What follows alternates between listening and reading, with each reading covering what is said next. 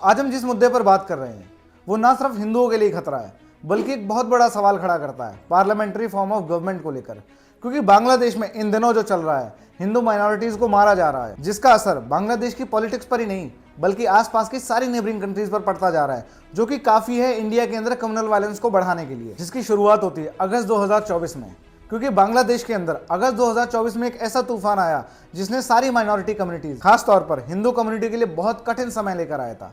तो आज हम इसी पर बात करने वाले हैं, आखिर क्या हुआ था 2024 के अंदर और आखिर क्या ऐसी वजह थी कि बांग्लादेश में 2024 के बाद इतने ज्यादा कम्युनल वायलेंस बढ़ने लगे। तो आज हम इसी मुद्दे पर डिटेल डिस्कशन करने वाले हैं, आखिर क्या वो रीजंस थे जो बांग्लादेश के अंदर 2024 के बाद पॉलिटिकल इंस्टेबिलिटी बढ़ती रही, और साथ के साथ हम ये भी जानेंगे कि बांग्लादेश में हो रहे कम्युनल वायलेंस की वजह से इंडिया के अंदर हिंदू मुस्लिम्स में क्या टेंशन बढ़ती जा रही है और इन सबसे किसको फायदा मिलने वाला है। दीपू चंद्र दास, जो कि एक हिंदू था, बांग्लादेश के लोगों ने उसे जिंदा जला दिया बीच रोड पर। उसके बाद एक और खबर आती है कि 2 दिन बाद एक 29 साल का लड़का जिसका नाम अमृत मंडल है, उसे भी पीट पीट कर बांग्लादेश के लोगों ने जान से मार दिया। ये सब चीज़ें चली रही थी कि बांग्लादेश में एक और खबर आती है कि एक हिंदू फैमिली के पूरे घर को आग से जला दिया गया। इन सभी खबरों में 2 फैक्टर्स सब में कॉमन है। पहला फैक्टर मेजॉरिटी में मुस्लिम्स और दूसरा फैक्टर बांग्लादेश की गंदी पॉलिटिक्स।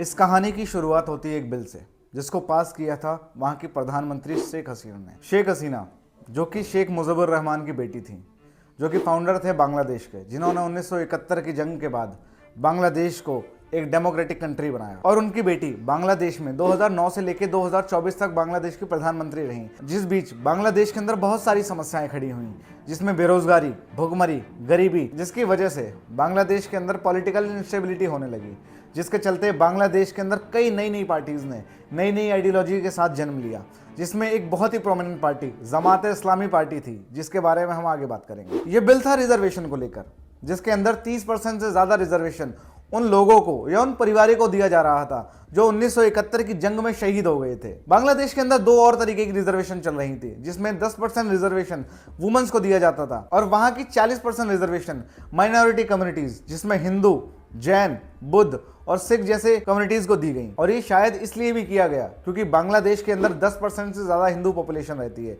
जो कि शेख हसीना की पार्टी को हर बार सपोर्ट करती है। और इस बिल के पास होने के बाद लोगों का गुस्सा 7वें आसमान पर चढ़ गया। लोगों ने इसका विरोध हर तरीके से किया। पब्लिक प्रॉपर्टीज को बर्बाद किया गया, रोडों को ब्लॉक किया गया, बस और ट्रेन को जलाया गया, जिसके बाद वहां की जनता ने और विरोधी पार्टी के लोगों ने शेख हसीना के घर पर हमला कर दिया, जिसके चलते 5 अगस्त 2024 को शेख हसीना को अपनी जान बचाने के लिए इस देश को छोड़कर भागना पड़ा। और दंगाइयों को शांत करने के लिए और देश के अंदर पॉलिटिकल स्टेबिलिटी लाने के लिए वहां के मिलिट्री चीफ ने यह कहा कि शेख हसीना ने अपने पद से इस्तीफा दे दिया है और वो देश छोड़कर भाग गई हैं। जिसके बाद अब बांग्लादेश को इंटरम गवर्नमेंट चलाएगी, जिसके बाद बांग्लादेश के अंदर इंटरम गवर्नमेंट बनाई गई, जो कि मोहम्मद यूनिस की लीडरशिप में बनी। यहां से जमात इस्लामी पार्टी ने अपने पैर जमाने शुरू किए। यहां से हिंदुओं की कंडीशन खराब होनी शुरू हुई, क्योंकि बांग्लादेश के अंदर 10% से ज्यादा हिंदू पॉपुलेशन है और हिस्टोरिकली हिंदू कम्युनिटी ने हमेशा से शेख हसीना की पार्टी सेकुलर अवामी लीग को सपोर्ट किया है। जिसके चलते जब शेख हसीना वहां से भागी तो कंजर्वेटिव एंड इस्लामिस्ट ग्रुप्स ने हिंदुओं को शेख हसीना का सपोर्टर समझकर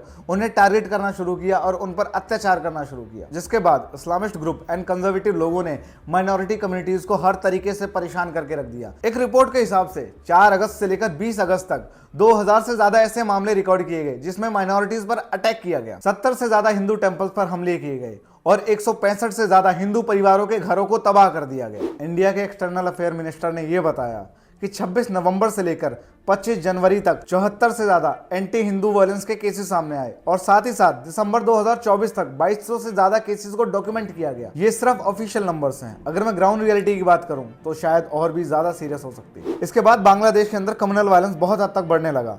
लोग हिंदू कम्युनिटी को परेशान करने लगे। इसके बाद एक एक करके ऐसे हॉरिफिक मामले सामने आने लगे जिनको सुनकर शायद आप लोगों की रूह कांप जाए। जिसमें एक मामला था दीपू चंद्र दास का, 27 साल का एक हिंदू आदमी जिसका नाम था दीपू चंद्र दास। वो बांग्लादेश की एक फैक्ट्री में काम करता था। वहां के लोगों ने उसे बुरी तरह मारा और उसकी बॉडी को पेड़ से बांधकर आग लगा दी, जिसके बाद ये वीडियो इंटरनेट पर बहुत वायरल हुई और जहां पर लोगों ने अपने मिक्स ओपिनियन दिए। कई लोगों ने यह बताया कि किस तरीके से हिंदुओं के ऊपर अत्याचार किया जा रहा है और कई लोगों ने वहां की कंजर्वेटिव एंड इस्लामिस्ट आइडियोलॉजी वाली पार्टीज को सपोर्ट किया। और ये मामला चल ही रहा था कि इसी बीच एक और मामले के बारे में सुनाई देता है, जहां पर एक 29 साल का हिंदू लड़का जिसका नाम था अमृत मंडल, उसे भी मॉब्स के द्वारा पीट पीट कर मार दिया गया। इस तरीके के बहुत सारे इंसिडेंट हमें देखने को मिलते हैं जिसमें एक इंसिडेंट इंटरनेशनल कंसर्न का रीजन बना, जिनका नाम था चिन्मय किशन दास, जो एक इस्कॉन टेम्पल के मॉन्क थे, जिनको बांग्लादेश के अंदर सेडिशन के झूठे चार्जेस में अरेस्ट किया गया और आज तक भी उन्हें बेल नहीं मिली। ठीक इसी तरह हमारे सामने एक सोनमगंज का इंसिडेंट आता है, जो दिसंबर 2024 में बहुत वायरल हुआ। इस केस के अंदर वहां के लोगों ने उस हिंदू फैमिली का घर जलाया और बाद में उन लोगों को वहां से भगा दिया गया। और आखिर ऐसी क्या वजह है कि बांग्लादेश में अचानक से कम्युनल वायलेंस इस हद तक बढ़ गया है? क्योंकि अगर मैं बात करूं हिंदुओं की, तो हिंदू तो बांग्लादेश में तब से रह रहे हैं जब शायद बांग्लादेश बना भी नहीं था। तो इन सब के पीछे की सबसे बड़ी वजह है वहां की पॉलिटिक्स और 2026 में होने वाले बांग्लादेश के इलेक्शंस। क्योंकि 2024 में तो आपको पता ही है कि बांग्लादेश के अंदर जो सिविल मूवमेंट्स हुए थे, उस वजह से काफी लोगों की जान चली गई थी, जिस वजह से शेख हसीना के ऊपर काफी सारे मुकदमे किए गए। और 2025 में बांग्लादेश के सुप्रीम कोर्ट ने इन सभी मुद्दों पर फैसला सुनाते हुए शेख हसीना को डेथ सेंटेंस की सजा दी और साथ के साथ शेख हसीना की पॉलिटिकल पार्टी को भी 2026 के इलेक्शन में बैन कर दिया। जिसके बाद शुरू होती है वोट बैंक की ऐसी पॉलिटिक्स जो शायद हर जगह आम है। इसका मतलब ये कि बांग्लादेश के अंदर शेख हसीना की पार्टी को बैन करने के बाद दो और ऐसी पार्टीज हैं जो मुस्लिम सेंट्रिक हैं और वहां की मेजोरिटी ऑफ जनता का वोट हासिल करने के लिए वहां की पॉलिटिकल पार्टी ने वही चीप हरकतें करी हैं जो हरकतें हर डेमोक्रेटिक कंट्री में पॉलिटिकल पार्टीज अपनाती हैं। और बांग्लादेश में होने वाले इस कम्युनल वायलेंस में दो बड़ी पार्टीज का हाथ है, जिसमें पहली बड़ी पार्टी का नाम है बांग्लादेश नेशनलिस्ट पार्टी, जो बांग्लादेश के अंदर 33% का वोट शेयर होल्ड करती है। और साथ के साथ एक और बड़ी पार्टी जिसका नाम है जमात इस्लाम पार्टी, जो बांग्लादेश के अंदर 27% का होल्ड रखती है। इस तरीके की और भी बड़ी पार्टीज हैं जो बांग्लादेश के अंदर अपना वोट शेयर बढ़ाने के लिए और साथ के साथ मेजोरिटी ऑफ जनता को अपनी साइड करने के लिए इस तरीके के पॉलिटिकल स्टंट करती रहती है। तो हमें ये बात बहुत अच्छे से समझनी चाहिए। ये जितने भी इंसिडेंट फिलहाल बांग्लादेश में हुए हैं और आसपास की सारी नेबरिंग कंट्रीज इस तरीके के जो पॉलिटिकल स्टंट करती हैं, वो सिर्फ वोट बैंक को हथियाने के लिए और राजनीतिक गद्दी को प्राप्त करने के लिए किए जाते हैं, जिसको Indian media and social media के कई इन्फ्लुएंसर्स मिस इन्फॉर्मेशन फैलाते हैं और लोगों के अंदर इस कम्युनल वायलेंस के दंगे को और हद तक बढ़ाते हैं। तो हमें ये बात बहुत अच्छे से समझनी चाहिए, इस तरीके के जितने भी कम्युनल वायलेंस होते हैं ये कहां से शुरू हुए और आखिर इसका मेन एम क्या है, किन लोगों को इनसे फायदा होने वाला है और किन पॉलिटिकल पार्टी ने ये सारी चीजें स्टार्ट करी हैं। तो हमें मिस इन्फॉर्मेशन पर ज्यादा ध्यान नहीं देना चाहिए और हमें अपने आसपास उन लोगों को अवेयर करना चाहिए जो इस तरीके की मिस इन्फॉर्मेशन से अपने आप को ब्रेन वॉश कर रहे हैं और अपनी सोसाइटी के अंदर कम्युनल वायलेंस को और ज्यादा बढ़ा रहे हैं। और आखिरी में मैं यही कहना चाहूंगा, जितनी भी पॉलिटिकल पार्टीज है उन्हें सिर्फ अपने वोट बैंक से मतलब है, ना कि आपके रिलीजियस सेंटिमेंट्स है।